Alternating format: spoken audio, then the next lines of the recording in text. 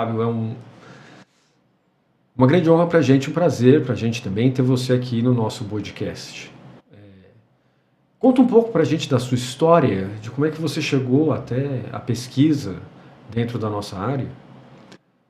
Eu vim originalmente da área da saúde. Certo. A minha primeira formação, eu entrei em 2004 no curso de naturologia, que é uma formação de ensino superior para trabalhar com medicinas alternativas, massagem, plantas medicinais, acupuntura, enfim.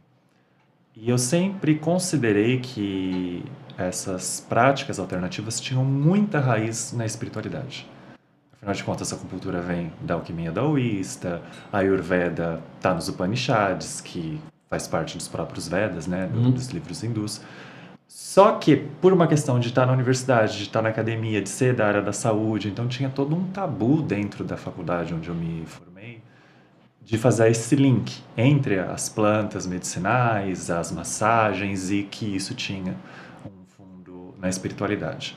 Por sorte, eu peguei uma orientadora no meu TCC, que permitiu que eu fizesse um TCC sobre esse tema, né, mesclando as práticas alternativas com a questão da espiritualidade. E quando eu terminei o TCC, ela falou, eu acho que você deveria ir atrás da ciência da religião. Eu não sabia o que era a ciência da religião, nunca tinha ouvido falar. Ela falou, acho que você deveria buscar fazer uma especialização, um mestrado na área. Foi quando eu fui para a PUC São Paulo, ainda morando em Florianópolis, e comecei a viajar uma vez por semana, uma coisa bem de doido mesmo. Nossa, né? São muitas horas. Sim. De busão.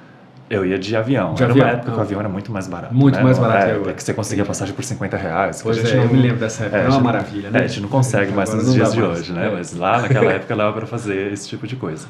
Então eu ia e voltava toda semana de avião para ter aula na PUC e continuei trabalhando né, em clínica e tudo mais em Florianópolis. Daí em 2013 eu entrei no mestrado. E quando eu estava no doutorado, dando aula de naturologia em Santa Catarina, atendendo em clínica, mais no doutorado, daí uma professora me fez uma pergunta, né, a professora Zeca, né, na PUC São Paulo, do porquê que aquele meu projeto que estava estudando naturologia era um projeto de ciência da religião e não de outra área, né?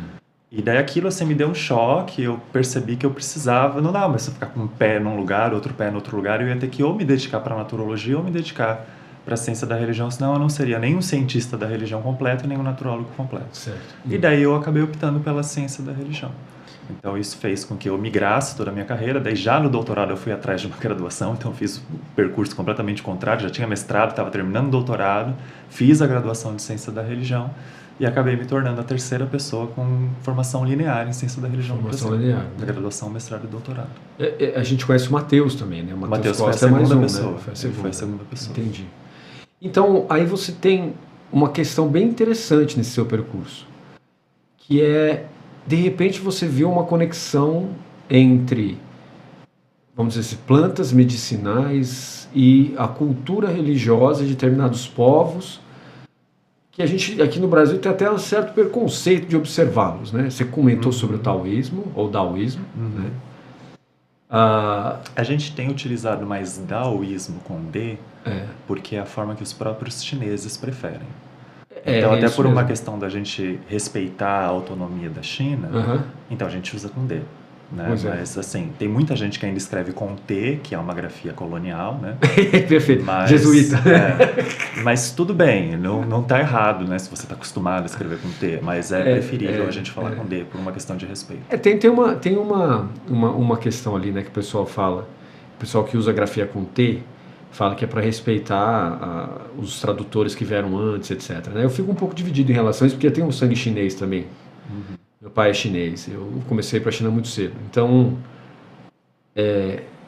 tem essa divisão, né? Mas eu tendo a falar com você, o Dao, não o Tao, né? Então, eu entendo essa. Eu prefiro também, né? Eu tenho um pouco mais assim de apreço pelo modo sonoro da língua do que por aquilo que os jesuítas pensavam. Eu acho que até a sonoridade, a gente pode até discutir, porque o Pinyin, né, que é o sistema de transliteração oficial da China, o ZH não tem som de Z, né? Tem o som de quase G, aquele ZHE, né? Tem quase som de G, não é o som de Z.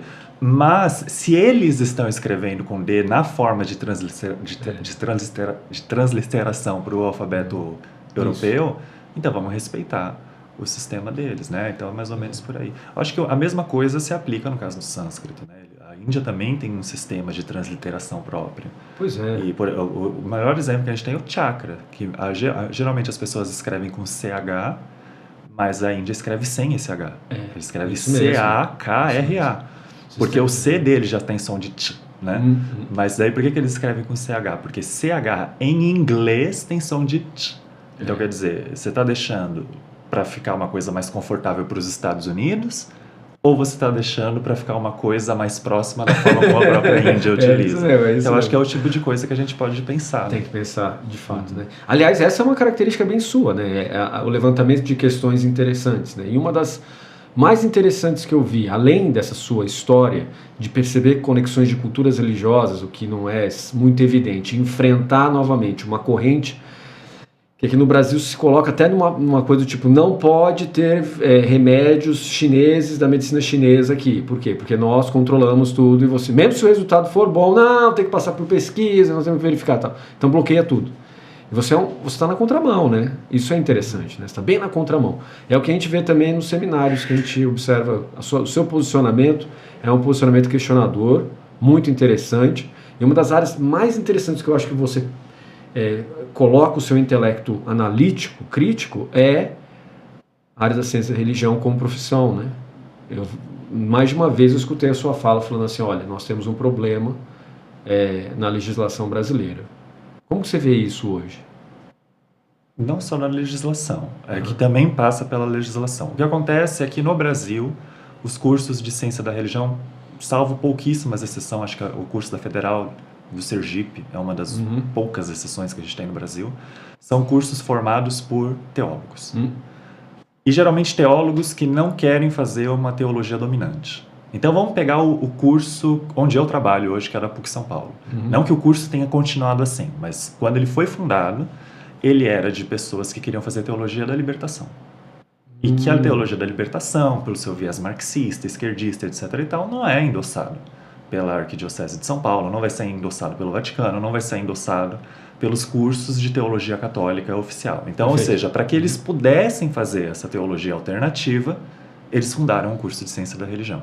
O curso da Metodista, de São Bernardo, né, da Universidade Metodista de São Paulo, a mesma coisa. Eles originalmente queriam que fosse um curso de teologia metodista, vem o Ministério da Educação e fala, não, melhor vocês fazerem um curso de ciência da religião. O que eles fazem? Eles mudam o nome do curso para ciência da religião, mas com o espírito dos fundadores para que seja um curso de teologia. Isso meio que é a lógica dos cursos de ciência da religião no Brasil. Certo, entendi. Uma coisa é quando você está na primeira geração desses cursos, porque de fato esses fundadores, esses criadores, enfim, estão fazendo lá as pesquisas deles. Agora, quando você começa a chegar numa realidade, que é a nossa realidade de que esses cursos existem desde a década de 70, e você começa a ter um contingente de pessoas formadas, de 2.300, 2.400 mestres, mais ou menos uns 800 doutores, mais vários graduados, que começam a ser jogados no mercado, eles não vão ser reconhecidos como teólogos. Eles não vão ser reconhecidos pelos padres, porque a teologia só reconhece como teólogo quem é formado em teologia.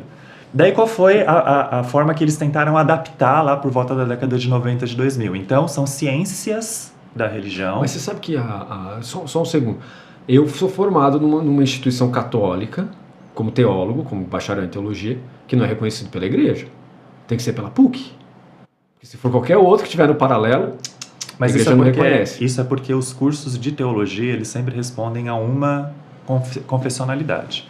Então, se você se forma num curso de teologia de uma universidade que não é católica, por exemplo, se você fizer o curso de teologia na Faculdade Batista, então é teologia batista, não é teologia católica. Então, evidentemente, que a Igreja Católica não vai reconhecer. Mas a Igreja Católica não reconhece mesmo que isso é Instituto Católico, ele só reconhece se for da PUC. É uma coisa assim absolutamente específica. Mas como que você pensa a questão de teologia como pensado por Darcy Ribeiro, por exemplo? Ele pensou que a teologia deveria ser um curso fundamental na Universidade de Brasília, de teologia, que seria aberto para todo o povo brasileiro, independente da estrutura da igreja. Eu discordo. Por quê? Porque isso para mim é muito mais um curso de ciência da religião do que de teologia. Entendi. Daí, se a gente for pensar que deveríamos ter aulas de história das religiões, de sociologia das religiões, ou seja, uma aula de ciência da religião mesmo, né? Onde vai se falar sobre as religiões diferentes e tudo mais, e pensando uma formação cidadã de todas as universidades, daí eu concordo, mas o nome disso não deve ser teologia. Você colocaria ciência da religião. Assim como eu também acho que o ensino religioso, com a nomenclatura que a gente apresenta na nossa Constituição, é péssima. Porque qual é a proposta da BNCC para o ensino religioso? Né? A BNCC é um documento que fala sobre as diretrizes nacionais curriculares do que você precisa ensinar na educação básica. Né? Ela fala que era para ser um curso que vai falar sobre várias religiões, vai explicar sobre diferentes doutrinas religiosas, a história dessas religiões, os seus rituais, os seus símbolos, etc., para que as crianças saiam tolerantes e tenham uma educação cidadã dentro das escolas. O que acontece na prática quando um pai ouve ensino religioso? Ele pensa que é catequese. O pai vai lá para o professor da educação básica cobrar que o professor ensine Ave Maria e Pai Nosso para a criança. Por que você não está ensinando o que a escola dominical ensina? Porque não é isso o que é o ensino religioso. Mas a nomenclatura ensino religioso é muito ruim. Então, por isso que eu discordo que a proposta do Darcy com o nome teologia, ela não é adequada. Uma proposta com outra nomenclatura, ou estudos da religião, ou ciência da religião, seria mais adequada. Assim como também o ensino religioso deveria se chamar ciência da religião nas escolas. A pessoa que faz a licenciatura em geografia dá geografia na escola. A pessoa que faz a licenciatura em matemática dá disciplina matemática nas escolas. Por que a pessoa que faz a licenciatura em ciência da religião tem que dar ensino religioso? Deveria dar ciência da religião também. Mas isso então, demanda uma mudança agora você chegou da Constituição. Por isso que é tão difícil. Mas aí nós temos o problema que é a profissionalização do pesquisador, ou do formado, do bacharel em ciência da religião. Salvo engano, o que nós temos de equiparação é só na CAPES, na área 44, que fala que teologia e ciência da religião está equiparado. Mas para baixo disso, como é que fica a questão? Não tem. Não tem nada. Não tem. Está desamparado. Você tem... o primeiro ponto seria uma associação profissional de ciência da religião, e nós não temos nenhuma em âmbito nacional. É bom a gente lembrar isso. A gente só tem regionais. Então, por exemplo, a CREPA, que é do estado do Pará. Tem agora uma sendo formada também na Paraíba, mas a gente não tem nenhuma em âmbito nacional que defenda exclusivamente cientistas da religião. Você pode ter algumas associações que são mistas. Por exemplo, o FONAPER. O FONAPER não é uma associação de cientistas da religião. É uma associação de ensino religioso. O que significa que nos estados do Brasil, onde não se pode o licenciado em ciência da religião dar aula, o FONAPER não vai defender aquela pessoa, porque ele está defendendo o professor de ensino religioso. Então, por exemplo, aqui em São Paulo, a Secretaria de Educação de São Paulo não permite que licenciados em ciência da religião deem aula de ensino religioso. Tem que ser o licenciado em História ou licenciado em Filosofia. Então, o que acontece com o FONAPER de São Paulo? Ele vai defender filósofos e historiadores, ele não está defendendo cientistas da religião. Certo. Então, acho que isso é uma coisa importante, a gente não confundir que, porque uma associação, por um determinado motivo, ela defende de forma paralela a ciência da religião, isso não significa que ela é uma associação de ciência da religião. O FONAPER não é uma associação de ciência da religião. Mas as que são, a gente não tem nenhuma que seja de âmbito nacional. Mas se a gente tivesse, ela poderia entrar com um pedido dentro do Ministério do Trabalho para que na categoria brasileira de ocupações, a CBO, fosse acrescentada a profissão de cientista da religião. Essa seria a primeira coisa, o primeiro passo, né? Porque, por exemplo, na CBO a gente tem até profissão de DJ. Nossa. DJ tá na CBO, sabe? Entendi, sem desprezo, mas pô... Mas assim, é uma profissão que você não precisa ter nenhum tipo de formação específica, eu pensei, uma coisa muito autodidata. Né? Você tem até a profissão de DJ, profissão de prostituta dentro da CBO. E você não tem a profissão de... Nós já temos a profissão de prostituta, então, legalizada? Na CBO. A CBO é legalizada. A profissão de garota de programa. Mas não é legalizada a profissão de cientista da religião, que é uma profissão que, sei lá, 40, 50 anos o Brasil está formando pessoas com reconhecimento do MEC. Mas daí, para além disso, o ideal seria que a gente também seguisse o caminho de outras áreas que já fizeram a regulamentação no Congresso, como história, como sociologia, né? E a gente fizesse um projeto de lei de regulamentação de cientistas da religião. E daí o que essa regulamentação faria? Ela delimitaria quais são as áreas de atuação do cientista da religião para evitar que outras áreas roubassem o nosso mercado de trabalho. Porque hoje o que acontece é isso. E assim, não é o Fábio que está falando, são os números que falam. Se você pega os professores dos cursos de ciência da religião, 1/3 é doutor em ciência da religião.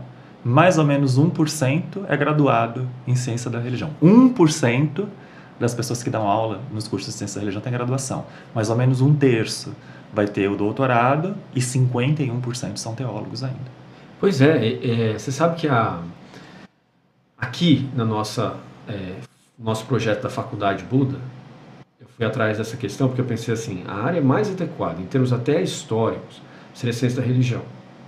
Eu fui atrás, começo a pesquisar, vai no Ministério da Educação para abrir um curso de graduação em ciência da religião e vai. É muito mais complexo o cenário do que teologia. A coisa é doida.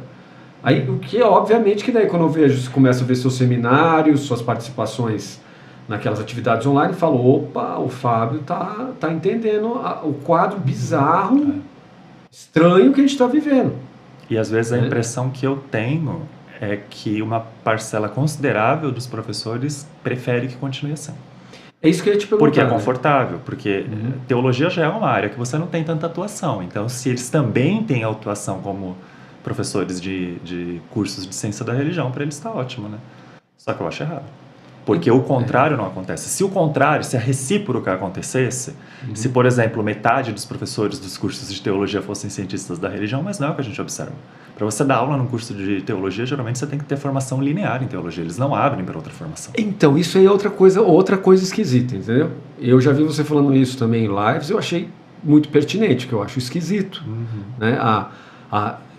Um modo de pensar que vai contrário ao fluxo mundial. O fluxo mundial é diversificação para você poder dar aula. Aqui a gente mantém uma linha do tipo, você tem que ser graduação em filosofia, mestrado em filosofia e doutorado em filosofia. No mesmo ponto, se for Kant, é Kant, Kant, Kant. Agora você tem chance. Se você diversificar, você é meio quimera, não vale a pena. Estranho, porque a gente vai em outros lugares como China, Índia, o contrário do pensamento. A gente citou o Matheus Costa mais cedo. O Matheus Costa, ele migrou da ciência da religião para a filosofia. E daí fez graduação, fez doutorado em filosofia, pós-doc em filosofia, não lembro. Agora está no pós-doc. Acho que ele já concluiu, na USP o pós-doc. Eu não tenho certeza se ele concluiu já o doutorado dele também em filosofia.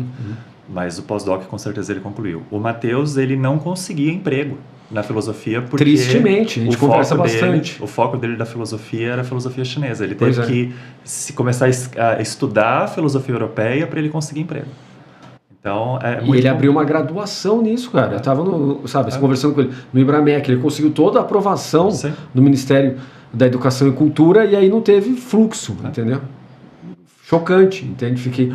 Né? Então, eu ainda estou assim... Vocês comentaram sobre o projeto de vocês de uma faculdade, né? Teve uma vez que um grupo muçulmano do interior do Paraná entrou em contato comigo, que eles queriam abrir um curso também de ciência da religião, com foco em Islã e tudo mais. E eles desistiram quando veio o MEC para fazer a autorização, porque o MEC mandou só teólogos cristãos. Eles falaram, como é que é? A gente está abrindo aqui um curso de ciência da religião, com foco em Islã, e vocês estão mandando teólogos cristãos, católicos, para avaliar se o nosso curso é válido ou não. Eles desistiram. Pois é. Eles abortaram o projeto. É isso que eu ia te falar. Nossa consultoria falou assim, CR, vocês estão lascados, vocês não vão conseguir, vai ser muito difícil. Vai para teologia. Eu falei, cara, não tem a ver com o centro nosso, porque o centro da CR tem a ver com o budismo. Quer dizer, né, como começou. E aí eles falaram, não, olha, você vai ter... Aí citaram diversos exemplos, a gente falou, bom, então vamos esperar um pouquinho, mas isso não quer dizer que eu tenha arregado na luta, entendeu? Porque eu acho que a CR precisa de luta. Eu acho que a CR vai ser mais fácil. Eu não sei quando foi que vocês começaram a fazer a pesquisa, mas agora a gente já tem DCN da CR, ou seja, já tem documentos do MEC dizendo o que um curso minimamente de CR tem que ter. Então, fica mais difícil se vier um avaliador na má fé de simplesmente negar o curso de vocês, porque vocês falam, não, tá aqui, ó, a gente vai entrar com um recurso, porque a gente seguiu esse documento do MEC que diz o que um curso de ciência da religião tem que ter no mínimo. Então, aí o meu foco, né, a gente já está muito adiantado o processo, eu não consigo mudar agora. Mas eu tenho o interesse de abrir uma graduação em CR com a perspectiva budista. Por quê? Porque ela para mim faz mais sentido, né, do que eu trabalhar num viés de teologia, que tem toda uma carga de teologia revelada, sendo que a nossa teologia é natural e está tendendo para CR, entendeu? Então não faz muito sentido. Mas a gente vai indo por esse lado, daqui a pouco a gente vai fazer substituições, entendeu? Vai mudando a coisa, vai migrando e vai construindo outras coisas, essa é a minha ideia. E também nada impede de vocês depois simplesmente migrarem o curso. É isso. Forma algumas turmas, depois vocês podem migrar. Aí você tá pensando, exatamente, entendeu? A gente está bem alinhado no jeito de pensar aqui. Agora, a questão é como é sua perspectiva em relação à federação? por que a gente está tendo tanta dificuldade assim em formar um órgão representativo no nível federal. Por quê nós temos esse problema? Nossa, vários motivos. E também acho que tem várias formas de responder. Os que eu acho que são mais significativos. Primeiro, às vezes os professores dos cursos querem capitanear as possíveis associações. Só que a classe de professor universitário é diferente da classe de bacharel e licenciado. O professor universitário, enquanto profissional, ele tem preocupações muito específicas. Se ele vai ter aluno, o número de aulas que ele vai receber, se os orientandos dele vai ter bolsa ou não vai ter bolsa. Uma pessoa formada não tem essas preocupações. Então, uma associação profissional capitaneada por professores universitários, ela não vai defender os interesses dos formados. Não vai dar até pela demanda. Ela vai defender os interesses dos professores universitários. Claro. Então, eu acho que esse é um dos problemas que atravanca e a coisa não sai do lugar. Tirando este problema, a gente tem outro problema que a maior parte dos professores não é formada em ciência da religião. Isso aí, você falou. Então, se eu sou antropólogo e estou dando aula num curso de ciência da religião, eu não quero que seja questionado por que eu, sem formação nenhuma, estou dando aula nesse curso. Eu quero continuar aqui muito confortável no meu curso e é isso.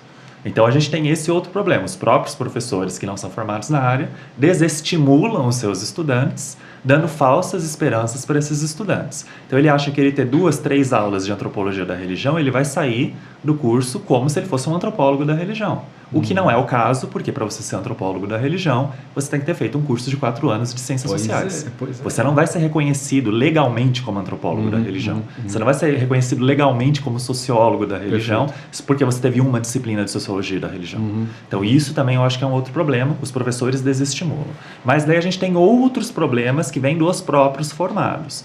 Geralmente, os licenciados, eles não se apresentam como cientistas da religião. Eles se apresentam como professores de ensino religioso. E isso é tão claro que mesmo na hora do mestrado e doutorado, a maior parte deles não busca fazer mestrado e doutorado em ciência da religião. Eles buscam fazer mestrado e doutorado em educação, em pedagogia, em coisas que vão facilitar a vida deles dentro da sala de aula. Então isso já demonstra que a gente tem um problema de identidade profissional. E o segundo ponto é que quem faz mestrado e doutorado, na maior parte das vezes, não vem da graduação de ciência da religião.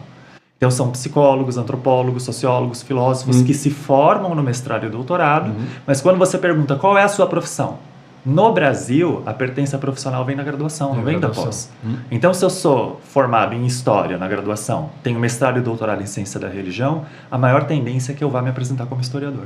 Então, a gente também tem esse problema da identidade. O cientista da religião não se vê como cientista da religião. A pessoa formada em ciência da religião, ela se vê ou como professor de ensino religioso, no caso dos graduados, ou como qualquer outra coisa que foi a formação inicial deles, mas não ciência da religião. E isso, daí, como eu falei, não é estimulado pelos professores, então eles também não compram, né, esse discurso. Daí tem o fato de que muitos desses estudantes, eles preferem a nomenclatura do plural. A nomenclatura do plural, ela fragiliza bastante a profissão, porque se são ciências da religião, isso significa que você não tem um cientista. Você tem vários. Então, quem são esses vários? É o antropólogo da religião, o sociólogo da religião, o historiador da religião. E daí o que acontece no mercado de trabalho? Eu não vou contratar uma pessoa formada em ciência da religião se eu posso contratar um historiador. Eu não vou contratar uma pessoa formada em ciência da religião se eu posso contratar um antropólogo. E daí, no final das contas, você vai contratar as outras áreas e não contratar também o cientista da religião. Então, são vários problemas. É problema de nomenclatura, é problema da maior parte dos professores não ser formada, é problema da identidade dos próprios egressos. São muitos problemas que estão em jogo. Nas discussões que a gente tem, principalmente com o pessoal da CREPA, o pessoal do Pará, eles têm muito desejo de fazer essa associação nacional. Quando a naturologia começou a se espalhar pelo Brasil, ela não começou por associações nacionais, ela começou por associações regionais, porque isso veio como recomendação de Brasília, quando eles começaram a ir para o Congresso Nacional e pleitear, porque a naturologia tem CBO, né?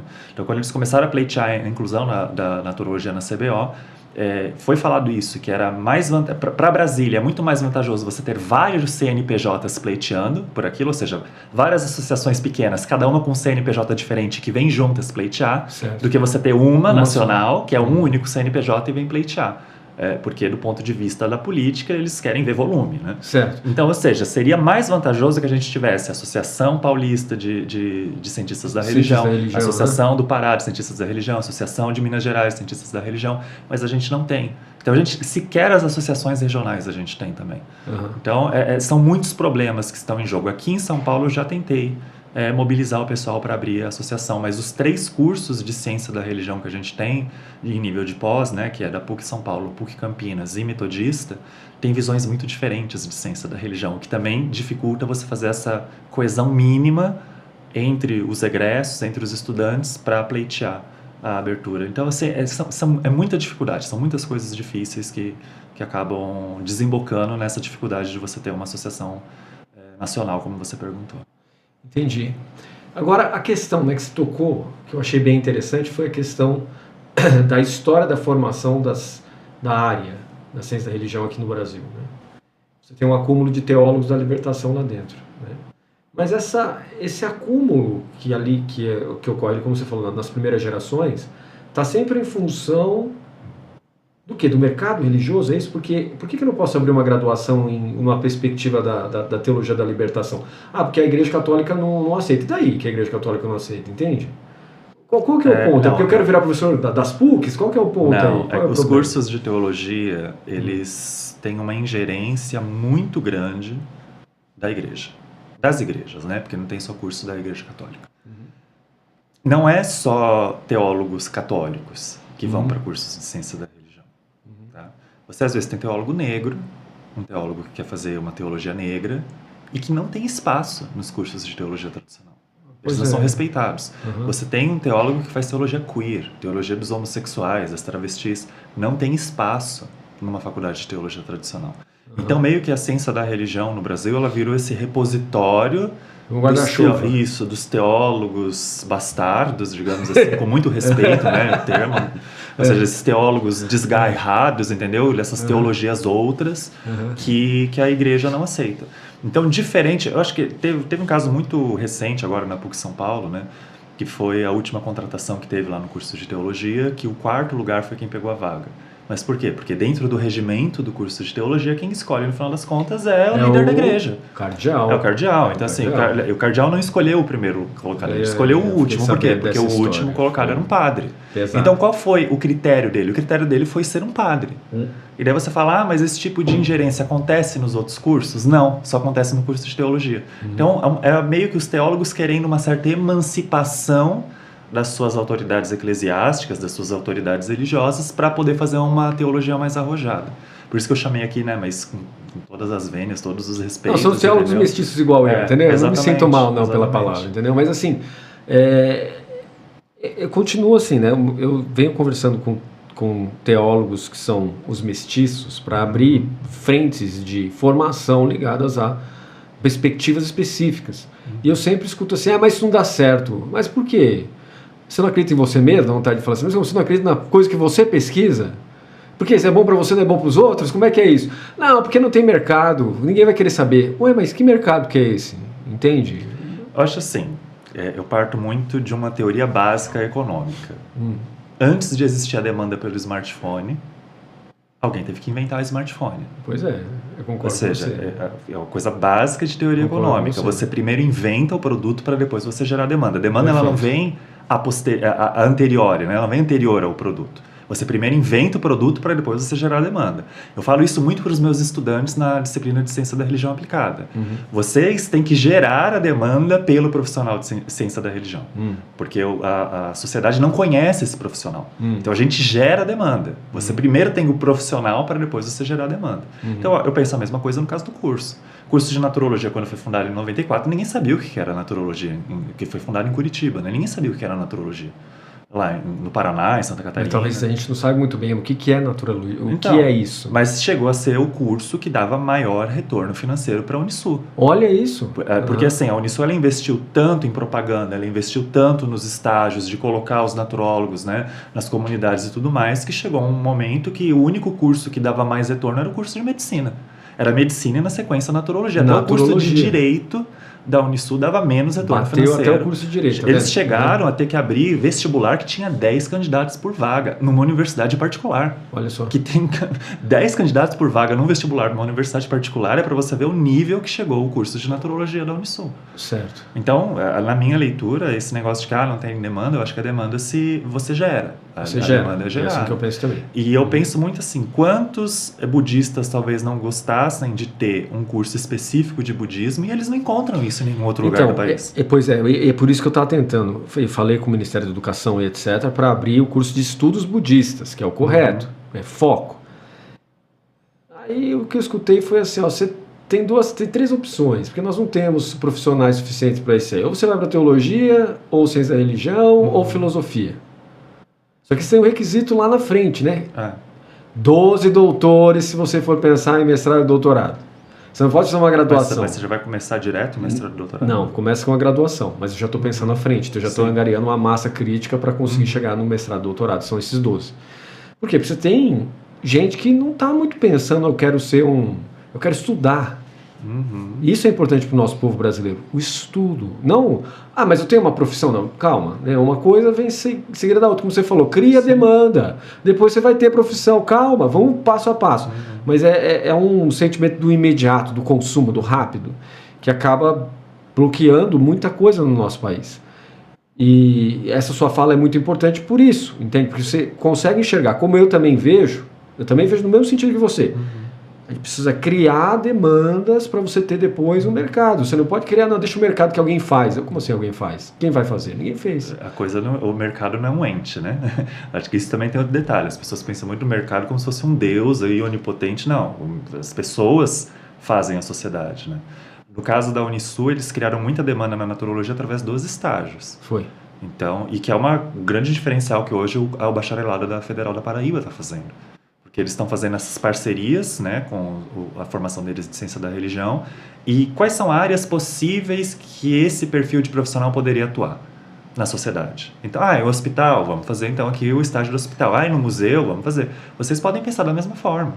Onde pessoas de estudos budistas podem atuar na sociedade. E daí pensa bem fora da caixa. Poderia, por exemplo, atuar no museu, porque tem algumas peças que são super interessantes. Vamos fazer então um estágio no museu. Claro. Poderia atuar, sei lá, no jornalismo, porque às vezes tem que cobrir coisas, ainda mais agora com a China virando potência mundial e tudo mais, então vai ter coisas de budismo que vão ter que ser cobertas, então vamos fazer estágios também no jornalismo. Esse tipo de inserção do estágio faz com que a sociedade, porque o estágio ele é gratuito, então vai fazer com que a sociedade conheça sem ter pressão nessas empresas, vai conhecer essa função desse profissional dos estudos budistas, e depois disso eles conseguem ir aos poucos e se inserindo no mercado. Né? Temos restaurantes de temática asiática, então talvez, sei lá, na gastronomia também seja possível, não sei, estou aqui conjecturando, mas são coisas, tem que se pensar assim fora da caixa.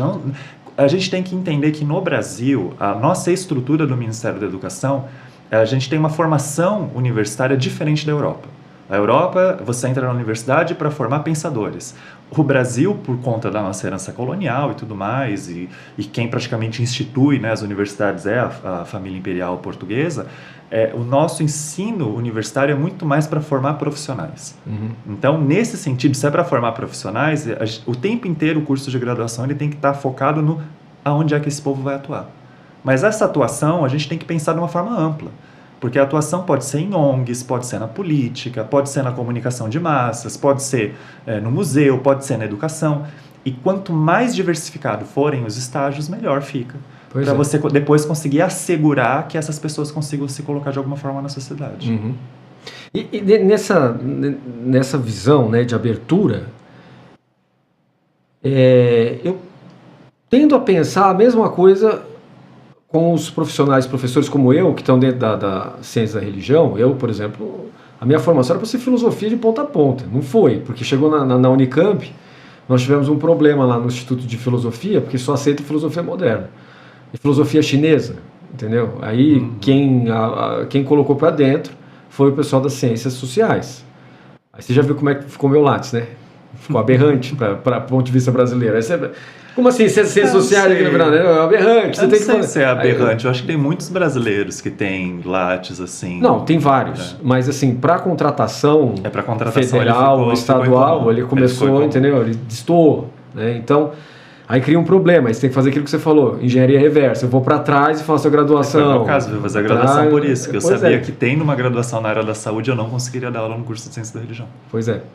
Porque por mais que tenha formação diversificada, sempre era das ciências humanas, e eu tinha uma formação na área da saúde. Né? Então, eu assim, mas no meu caso não é porque eu quero dar aula na área de filosofia, mas é porque eu fiquei meio invocado que tá bom, vou fazer graduação, e agora eu tô fazendo graduação em filosofia também, né? Então, fui para trás, porque a minha área de estudos budistas, por exemplo, graduação e mestrado na Universidade de Hong Kong e com a Kelaniya juntos, na Universidade do Sri Lanka. Ok, linear.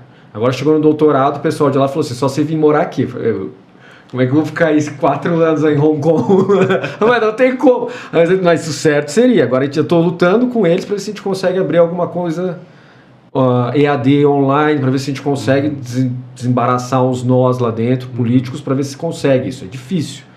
Né? Mas se conseguir, aí eu tenho a formação linear. Mas nunca, por enquanto, vai ser aprovado pelo Brasil. Não vai dar. Não vai ser nunca ratificado. Não, isso aqui é válido. Aqui dentro não vai dar. A não ser que a gente continue fazendo pressão até conseguir. Sim. Aí acontece. Ou se você ratificar com outro nome, né? Aí, mas entendeu? daí você vai perder o diferencial, que você gostaria de ter o nome na formação. Porque daí a gente não fica mais naquela coisa subalterna em relação à Europa, Estados Unidos. Só vocês não têm o curso. Mas como vocês não têm o curso? Entende? Sim. Isso é uma coisa que pega pra mim, porque quando eu vou no International Buddhist Council lá na Índia, por exemplo, eles perguntam, e aí, vocês não vão abrir nunca isso aí lá? Aí eu fico com aquela cara do tipo, temos que abrir, entendeu? O que eu vou falar pro cara? Não vamos, porque não dá, tem que abrir, entendeu a coisa? Aí eles perguntam, mete uma pressão em mim, e aí? Aí o pessoal da Mongólia, e aí? Aí você fica olhando aquela cara do tipo, lá, tem que conseguir, entendeu? Você chegou a ouvir falar de uma cientista da religião chamada Sabrina Alves? Não. A Sabrina Alves, ela tem um instituto de yoga e ayurveda, mas eu acho que é no Rio o instituto dela. Formada em ciência da religião, mestre e doutora pela PUC também. E ela tem parcerias com universidades da Índia, mas ela passa por todo esse sofrimento que vocês passam. Só que assim, ela está, digamos assim, alguns patamares adiante, porque ela já tem turmas formadas, já faz um tempo que ela tem um instituto. Mas também com muita dificuldade.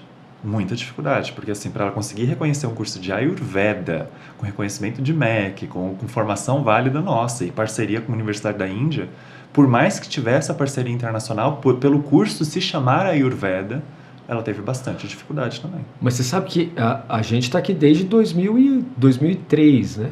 Eu estou trabalhando em cima disso. Então nós temos umas turmas formadas, mas assim, a perspectiva de conseguir isso que você falou pelo MEC, zero, entendeu? Ela conseguiu pelo MEC, mas foi muito difícil. Então, isso aí é o X da questão, de conseguir romper essas barreiras, né? Que a gente está forçando a barra para conseguir. Mas eu, por exemplo, estando na Ciências da Religião, lá da Universidade Metodista de São Paulo, no programa de pós-graduação, eu não teria problema nenhum em apoiar uma iniciativa federal. Por quê? Porque eu penso que a gente tem que, como você falou, tem que pensar de maneira aberta, não pensando, na minha área eu mando eu e não quero... Não, peraí, vamos com calma. E a próxima geração, como é que fica? E daí até porque a associação não é para, sei lá, para eventual presidente ou presidenta, né? A associação ela tem que ser pensada para a categoria profissional. Para a categoria profissional, entende? Mas como assim? Eu vou, pro resto da vida vai vir gente da teologia, de vez em quando da psicologia, de vez em quando da filosofia. Não, e o pessoal da CR, como é que fica? Eu acho que tem que fazer essa força, entende? Para a categoria virar profissão, e aí a gente tem um fluxo. Mas e se na frente alguém for melhor do que você e tomar o seu lugar? E daí, mano, é ótimo. Então, não é bom porque você... Não, pera, vamos com calma, entendeu? Né? Então, porque para tirar um professor estabelecido não é assim, mas é que perder, eu acho que isso também é um fantasma que foi jogado em cima de algumas coisas que eu falo. Ninguém defende que se demita quem já está contratado. Claro, entende? Ninguém defende isso. O que a gente defende é que para as próximas vagas, porque os professores eles vão se aposentando, gente. Claro! Somos seres mortais. Chega um determinado momento que a gente envelhece, a gente se aposenta. Né? Então os professores vão se aposentando. O que a gente gostaria é de romper com o que o Matheus Costa chama na tese dele de círculo vicioso de alienação. O que isso significa? O professor de psicologia, quando ele se aposenta, ele quer colocar outro psicólogo no lugar. Ele não quer dar chance para que uma pessoa Alguém formada em da ciência área. da religião pegue a vaga dele. Perfeito. O professor de antropologia da religião, ele se aposenta, ele quer garantir que outro antropólogo vai entrar no lugar dele. Ele não quer abrir chance para que outra pessoa formada em ciência da religião pegue a vaga dele. É esse tipo de coisa que a gente critica. Então, eu sou professor, sou formado em sociologia, dou aula há 20 anos, ninguém está querendo te colocar na rua. Continua dando a sua aula. Mas entenda que o curso de ciência da religião ele tem que ser feito por cientistas da religião. Então, as próximas gerações, a partir do momento que você se aposenta, que seja preferencialmente contratadas pessoas formadas em ciência da religião. É isso que a gente defende. Mas isso é injusto. Gente, isso é o que acontece no Brasil inteiro. A maior parte das faculdades, das formações, das pós-graduações de renome no Brasil, 70% dos professores têm formação inicial e final na área. E a gente nem está pedindo isso na ciência da religião. A gente está simplesmente pedindo que tenham mais formados. A gente nem está pedindo formação inicial e final. A gente está pedindo que aumente, por exemplo, no momento de 20% a 30% de doutores em ciência da religião, que seja pelo menos metade, sabe? Que pelo menos metade desses doutores sejam em ciência da religião. Mas isso não é cobrado. É cobrado que tenha contratação de mulheres, é cobrado que tenha contratação de pessoas não brancas, ótimo, tem que cobrar. Mas não é cobrado que tenha contratação de pessoas formadas. Então, quer dizer, se você tem uma socióloga mulher preta concorrendo com um cientista da religião, ela vai ser priorizada, mas veja que não é pelo currículo. Ela está sendo priorizada por ela ser mulher e por ela ser preta. E não pelo currículo dela. E, novamente, eu não estou dizendo que eu sou contra a contratação por equiparação de gênero ou por equiparação étnica. Mas que se vai fazer equiparação, que exija pelo menos que essa mulher seja doutora em ciência da religião. Porque nós temos doutoras pretas em ciência da religião. Certo. Mas no momento o que acontece não é isso. O critério não é a formação. O critério não é ter mais pessoas formadas em ciência da religião. O critério está sendo simplesmente vamos aumentar o número de mulheres. Mas essa mulher veio, sei lá, da área de geografia. Mas é mulher, então a gente vai contratar. Essa pessoa é uma pessoa não branca, uma pessoa indígena, uma pessoa preta, que veio da área de sei lá qualquer coisa. Mas não é cientista da religião, mas pelo fato de ser indígena vai ser contratada. É esse tipo de coisa que a gente está falando que é errada. Se vocês querem fazer a inclusão, façam a inclusão completa. Mais mulheres, mais indígenas, mais negros, com formação em ciência da religião. Com formação específica. Com formação em Aí ciência da você religião. precisa abrir a coisa, né? Exatamente o que eu penso também. Precisa ter uma abertura em relação a cursos que consigam... Por exemplo, no meu caso, eu sempre pensei, estou tentando achar um curso de CR aprovado pelo MEC que seja EAD, para eu ir lá fazer graduação igual a você, entendeu? Federal de Santa Maria.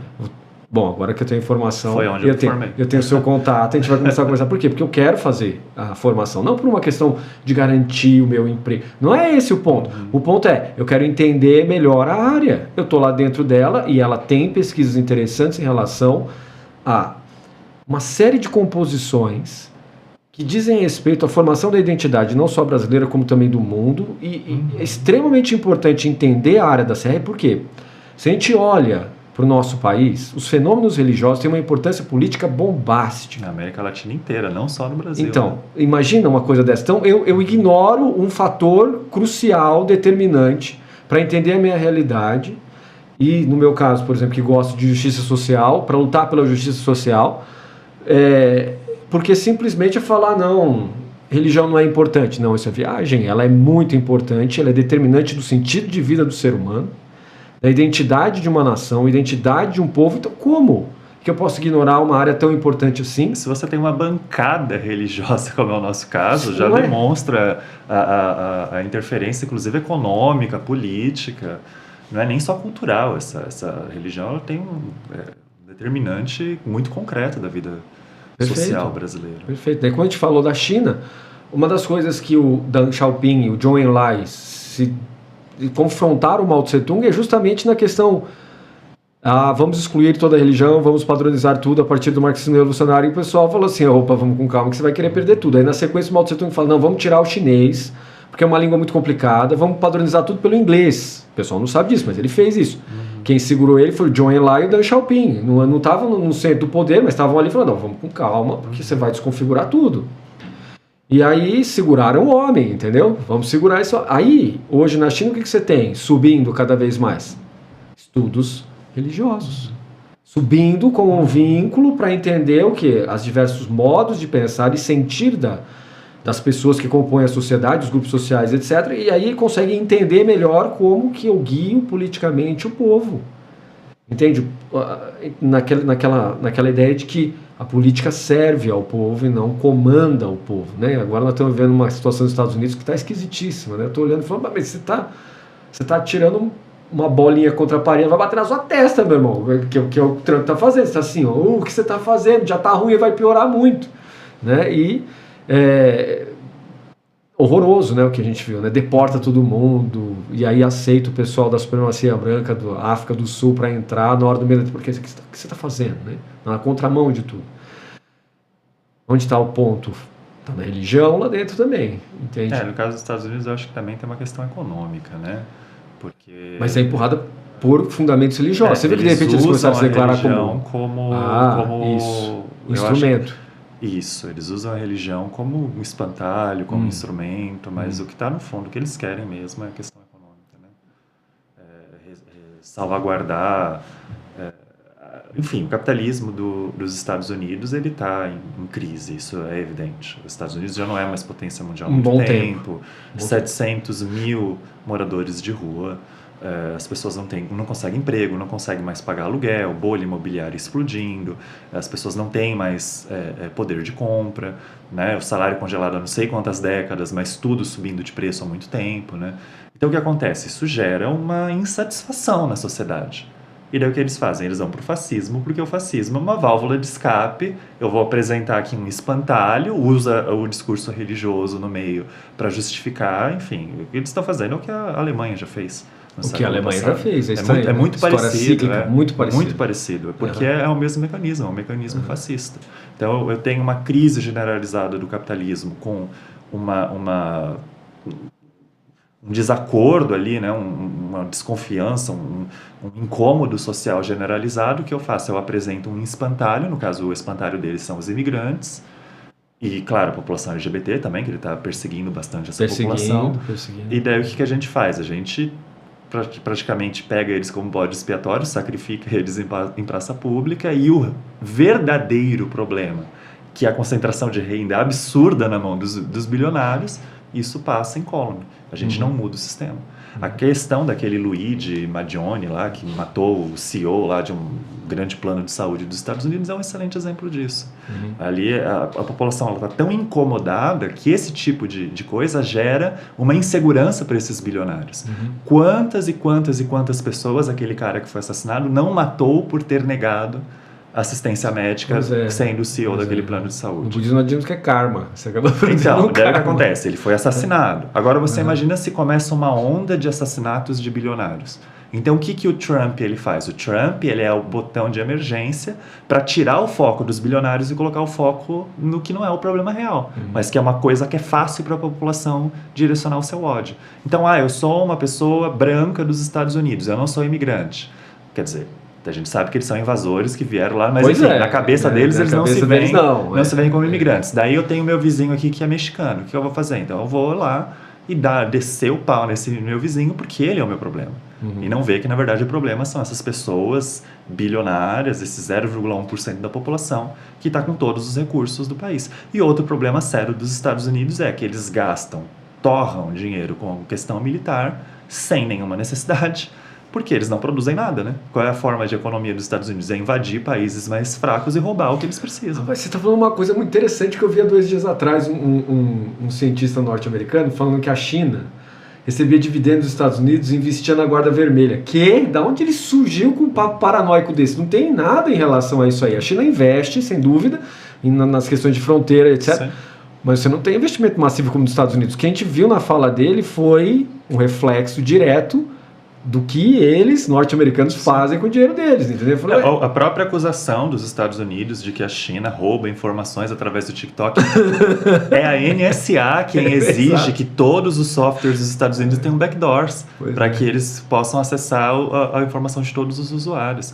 Então, os Estados Unidos eles projetam muito o que eles fazem nas relações internacionais com a China. Acho que a gente tem alguns relatos, né, da China chegando na Ásia. Ela chega com o contrato: você quer ser meu parceiro comercial? Se o país asiático fala que não, ela volta e depois chega com outro contrato. Os Estados Unidos já chega com o exército, já desce com o exército e fala: e aí, vocês vão dar pra gente esses minerais? Porque se não der, a gente já está com o exército aqui, a gente já vai resolver. Então, Assim, não tem comparação. Falar que a China é um país imperialista, não tem comparação. O que eles fazem com o que os Estados Unidos fazem. E eu sempre dou um ótimo exemplo. Quantas pessoas você conhece que tem nome chinês sem ser de descendência chinesa? Quando você está andando na rua, você vê lojas com nome chinês? Não, Quando de você jeito liga o nenhum. rádio, você ouve músicas em chinês? Não. Você conhece quantos artistas chineses que nunca moraram nos Estados Unidos? Porque Jack Chan e Bruce Lee não vale porque eles moraram nos Estados Unidos. Você conhece eles por causa dos Estados Unidos, não é por causa da China. Então, ou seja, que raio de imperialismo chinês é esse que não exporta cultura? Porque Pois é. o imperialismo ele é todas as dimensões, a dimensão econômica, a dimensão cultural. Isso não existe, sabe? Então, eu acho que é muito um fantasma que os Estados Unidos jogam em cima da China, o grande vilão mundial e etc. A China é o que a Rússia foi durante É isso a Guerra Fria, né? É isso mesmo. Para, na verdade, esconder o fato de que os Estados Unidos é um império decadente. Decadente Essa é já a faz um verdade. tempo já. Já hein? faz um tempo. Vai caindo. E agora chegou no extremo, como você falou, né? Sim. E daí por isso o fascismo, por isso o Trump, por isso o Elon Musk, porque são essas válvulas de escape, porque daí eu apresento uma solução rápida, o problema é os imigrantes, o problema é os gays, que na verdade não é esse o problema. Você lembra quando na campanha do Trump foi a coisa mais horrível que eu já vi na minha vida, ele falando, nós vamos tirar o acesso à educação dos negros, Sim. os homoafetivos também, nós vamos tirar. Sim. Você fala, o que você está fazendo, cara? E parece que ele está implementando a coisa, Sim. entendeu? Chegou num ponto nos Estados Unidos que pessoas que publicam sobre questões negras, ou questões indígenas, ou questões de gênero nas universidades, não tem mais subsídio federal. Ele cortou, desses cursos, né, que falam sobre esses temas, ele cortou o subsídio federal. Você manda um artigo, se a revista científica é dos Estados Unidos e fala sobre essas questões, o artigo vai ficar num limbo, porque a revista científica está com medo de publicar, porque se publicar pode ser penalizada pelo governo Pois federal. é, a revista Nature andou botando Mas a quem boca, é que né? censura é a China. Porque os Estados A Unidos China é o país é. da liberdade de expressão. Claro. Quem censura é a China. Você pode falar o que você quiser lá, que não Exatamente. acontece nada com você ser isso aí. A quantidade de processo que tem a todo momento ali. gerando E essa todo questão momento. da liberdade de expressão na China é muito engraçada. A minha iniciação científica foi sobre a questão LGBTQIAP+, na China continental. E quantas vezes eu já não vi as pessoas usarem isso também como espantalho. Mas você está falando da China, os gays não podem. Eu falei, gente, tem parada gay na China. Tem Pois parada é. gay em Xangai, tem parada gay em Beijing. Do que vocês estão falando? A China, o serviço público de saúde deles paga cirurgia de transição de sexo, de adequação sexual para pessoas trans. Do que vocês estão falando? Ah, mas você não tem liberdade de ser. Mas no Brasil também não tem. As pessoas, o país que mais mata travestis do mundo é o Brasil. Para nossa vergonha. Né? Então, ou seja, que liberdade é essa que você tem no Brasil? A gente também não tem essa liberdade aqui. É aquela coisa, né? Que eu não consigo entender porque tanto interesse assim. Deixa a pessoa viver do jeito que ela quer, qual é o problema? É que no final das contas me parece que é meio desejo, né? O Freud meio que na psicanálise explica. Eu acho que jeito tem outro projetado. detalhe, né? As sociedades asiáticas, do leste asiático, elas não são muito afoitas de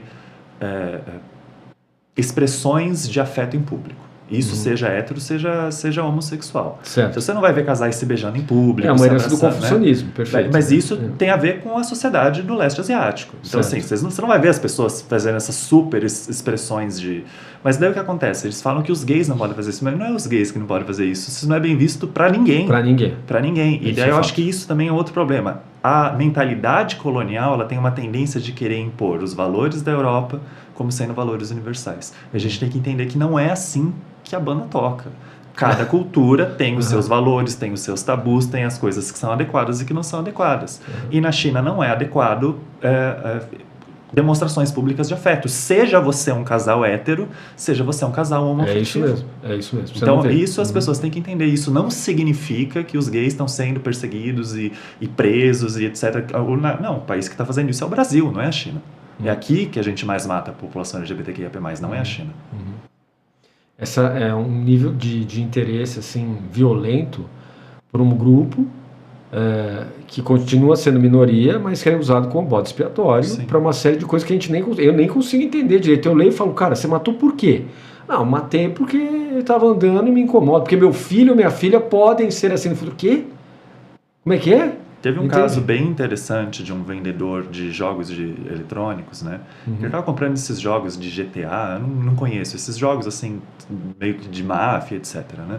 E tinha uma cena do jogo que aparecia um homem pelado, um homem nu com nudez frontal. ele estava comprando para o filho dele de 7 anos de idade, e ele queria que o dono da loja lá de videogame falasse qual era o momento do jogo que aparecia o Homem Pelado, porque ele não queria que o filho dele, de 7 anos, visse o Homem Pelado para não influenciar o filho de virar gay. Daí o vendedor virou e falou assim, você sabe que esse jogo é para maiores de 18 anos, que tem assassinato, tem roubo de carro, tem gangue. Isso não é um jogo para criança, mas o problema da família tradicional brasileira é o filho, o menino, ver um pênis. Nossa. Esse é o problema. O problema não é ele estar jogando um jogo completamente violento, onde você é um gangster, que rouba carros e etc e tal. Então, ou seja, também tem uma questão de um machismo, uma masculinidade tóxica, uma coisa esquisita também. Então, isso, né, são alucinações, né, loucuras. Nós tivemos aqui o pastor Leandro, e o pastor Leandro é casado, né, é homoafetivo também, casado.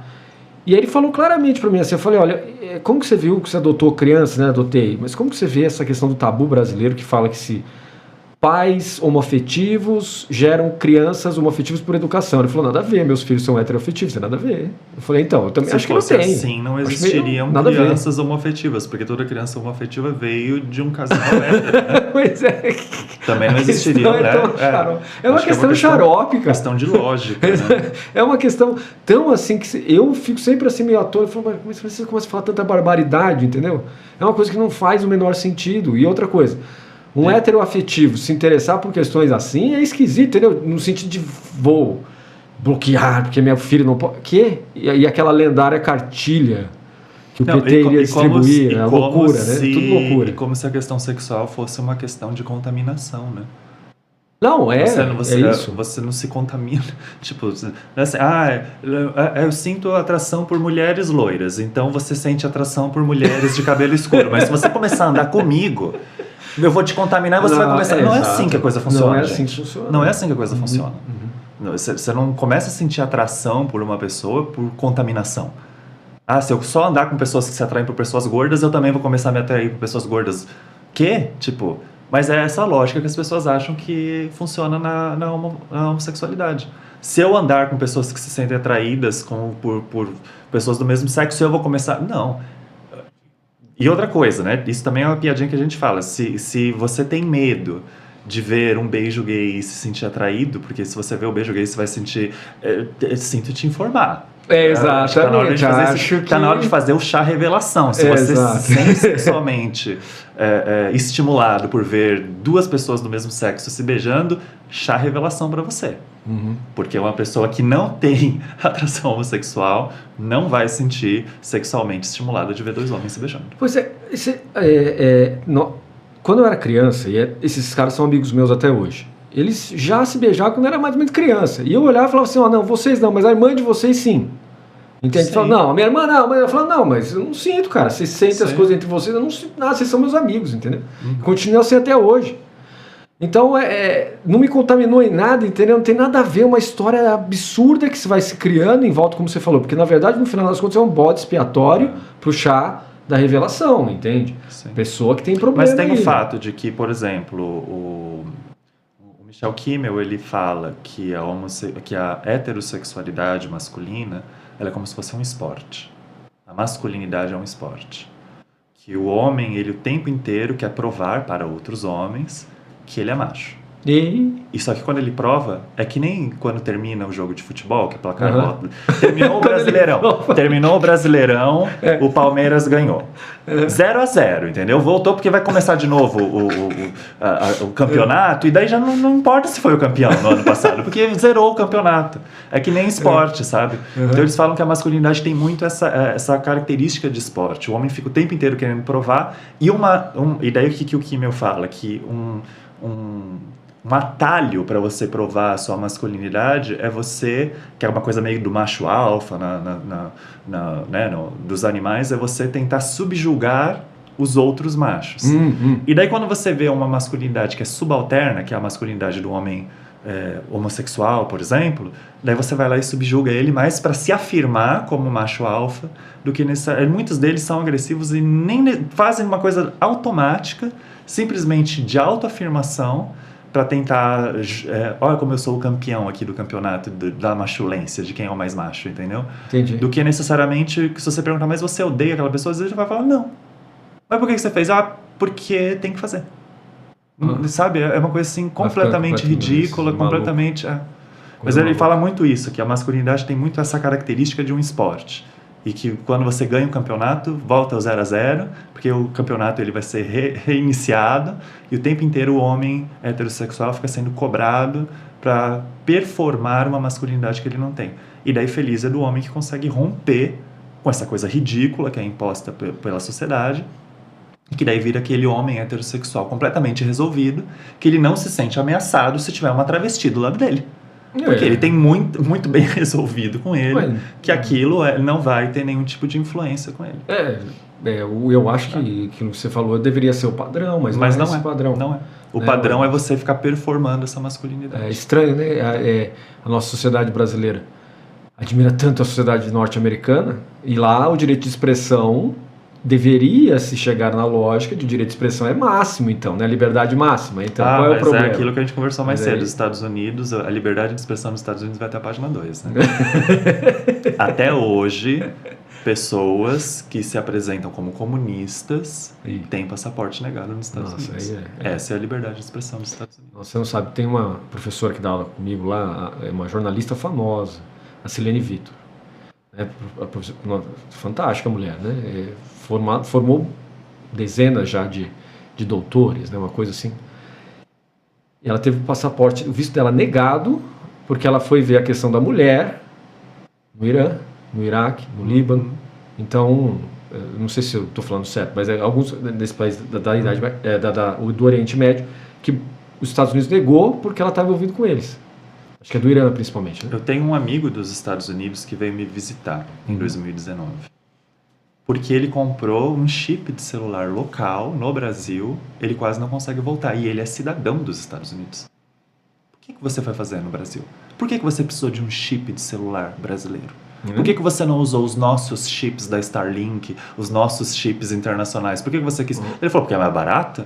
Não, e você está querendo esconder nossas informações porque você sabe que a gente não tem como rastrear esses chips, você sabe que não tem backdoor nos chips brasileiros. Ele ficou horas preso na imigração sendo um cidadão dos Estados Unidos. Essa é a terra da liberdade de expressão. Olha isso. Então, assim, esse negócio de que Estados Unidos, liberdade de expressão é ideologia pura, não é o que acontece lá. As pessoas são muito censuradas nos Estados Unidos. E para quem acompanha jogo e videogame, nossa, tem muito jogo do Japão que quando é lançado nos Estados Unidos é censurado metade do jogo. Sério? Sim, tem muita censura dos jogos japoneses quando são, que eles falam que é adaptado, né, que eles falam regionalizados, né? Você faz a tradução para regionalizar. Se o jogo é em inglês, a versão da Europa para a versão dos Estados Unidos, a versão dos Estados Unidos é censurada. A da Europa é mais próxima do que a versão japonesa. Meu Deus. Seja cortando personagens LGBTQIA+. Por exemplo, teve um jogo, Streets of Rage, do Mega Drive ainda, bem antigo esse jogo, que tinha um personagem gay, que foi completamente cortado na versão dos Estados Unidos. Porque não pode ter um personagem gay no jogo dos Estados Unidos. Não é, mas os Estados Unidos não é o país da liberdade. Não é. Não é. Isso é uma mentira. Na China não aconteceria nada, no Japão também, ninguém está nem vendo. Não, na China eles têm umas questões legais. Por exemplo, a China ela não permite que jogos de videogame tenham ícones religiosos.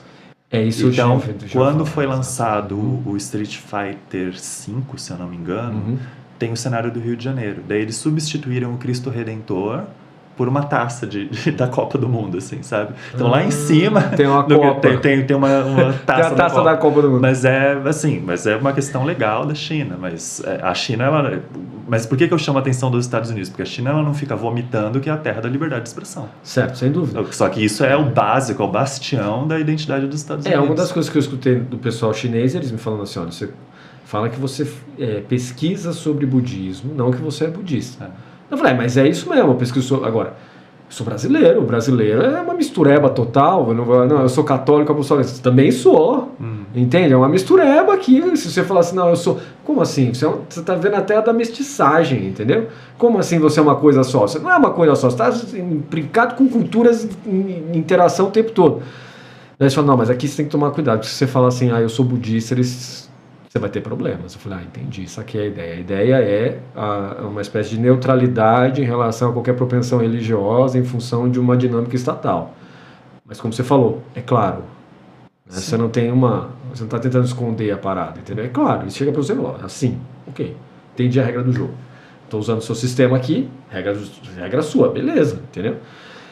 Mas nos Estados Unidos não é claro isso, né? Nós temos aqui, nem aqui no nosso país também. Eles têm um discurso, mas na prática eles fazem outra coisa. Outra coisa, pois é. Isso que eu acho que é a grande hipocrisia dos Estados Unidos. Mas muito, né? Mas eu agradeço muito a sua presença. Infelizmente nossa conversa está muito legal, mas a gente vai ter que parar porque em função do tempo. Agradeço muito, Fábio, a sua presença e vamos marcar um outro podcast para a gente continuar a nossa conversa. Tá certo, muito obrigado.